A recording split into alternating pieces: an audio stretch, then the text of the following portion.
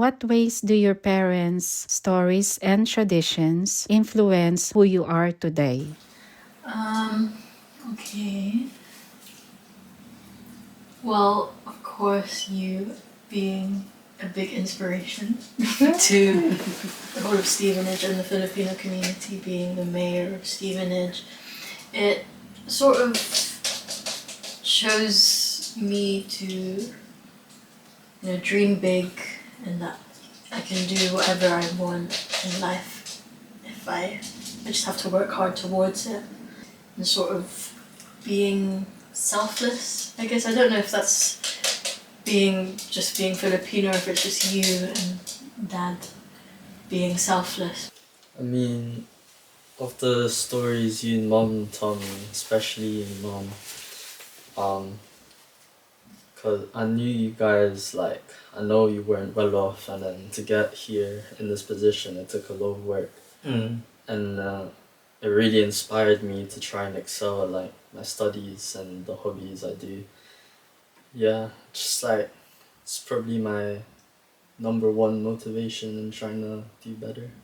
I guess just the way that we are raised to be so hardworking and like our work ethic, and to always put everything we have 100%, because we wouldn't be where we are if it wasn't for how you guys brought us up and brought us into this country.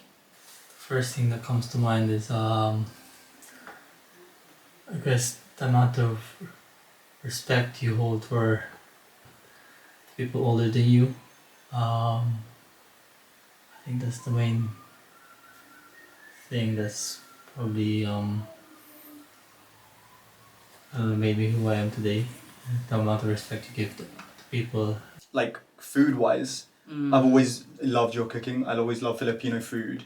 Although I'm not great at cooking it, I think just being able to like try and make stuff, always asking you for your recipes, asking Asa for recipes. He used to call me at 1 a.m.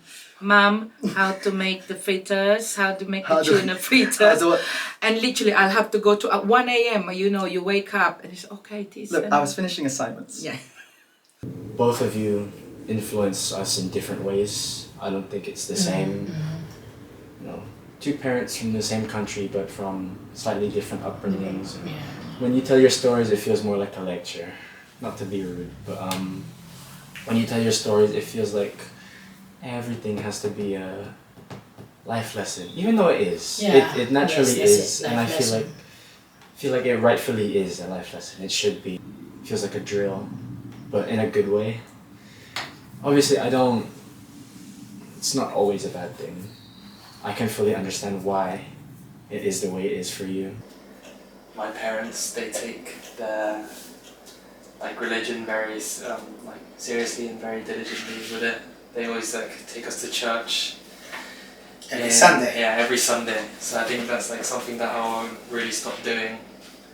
And it's something that I try to bring forward in my life with the studying as well, and just being disciplined and diligent with that. I guess it's also to also have fun in your life as well. That I have learned the language, whether it be through TV, songs or whatever, it's made life a lot easier in both conversing with our group here and with conversing with our group, with the family in the Philippines. And I think learning the language as well is really important to sort of unlocking little bits about the culture that you didn't even know. So the way you construct a sentence, like a bo and opo, and you going back to the whole respect thing as well. I'm talking to you, I always say opo, yes bo, no bo, etc.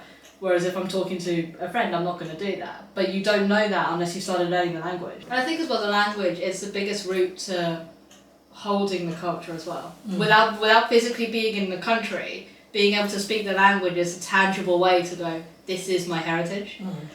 So that's also been really nice to do, cemented, that sort of things.